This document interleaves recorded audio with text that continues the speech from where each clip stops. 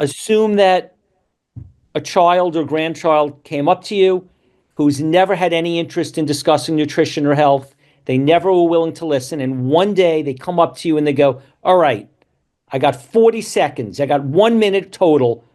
Just tell me what you are certain of, not what you think. Tell me the things that regarding cancer, dementia, heart disease prevention that you are certain of. If I want to prevent disease, just tell me the things from all your research that are definite, not the things that are probable, but what could I ignore all the other things that I see in all the other books? What can you tell me that you are absolutely certain about regarding disease prevention, but not the long version, just the direct bottom line? If each of you could give us what you're completely certain of in under a minute each.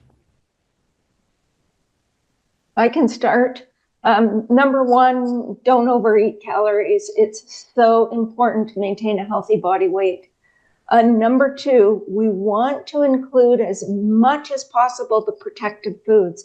So foods that provide fiber and phytochemicals and antioxidants and prebiotics and probiotics and plant stanols and sterols. And these kinds of components are consistently protective to health. So we're talking about, vegetables, fruits, legumes, nuts, seeds.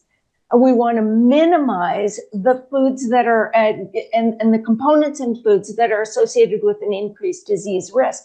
And those are things like saturated fat, trans fatty acids, products of high temperature cooking like heterocyclic amines and new 5GC and endotoxins and all of these kinds of components, which are concentrated in two categories of foods: ultra processed foods and animal products. So you want your diet to focus on whole plant foods. You want to minimize all very processed foods and animal products, and you want to make sure you don't overeat. Right, and you tell this 4 or 6-year-old that they understand what a natural food is, that whole natural plant foods save lives, protect against all causes of death, and we want that child to watch their parents and make sure their parents eat healthfully.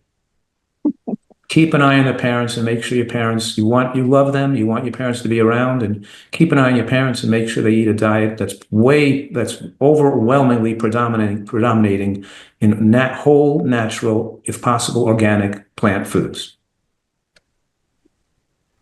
You just heard two elegant viewings of what to tell this child from a scientific point of view and from the common sense view as well. And I would just tell that child, show them some pictures of gorillas and how they build these magnificent bodies on plant-based foods only. And that we're plant-eating hominids, and to honor our plant-eating nature and to learn about all the wonderful flavors and textures and colors that await you. And don't worry about the science so much. Eat the food that we're meant to, take a walk every day, laugh a lot, hug your parents, and enjoy your life in this wonderful world. And keep your belly full of things that grow out of the garden, and you'll live a long, healthy life. Yeah, I was thinking, when it comes to having a high degree of certainty, like what are the things scientifically that we could, really say we have that? And my mind went to LDL cholesterol, and then I thought we're supposed to be talking to a child here, so they won't care about that.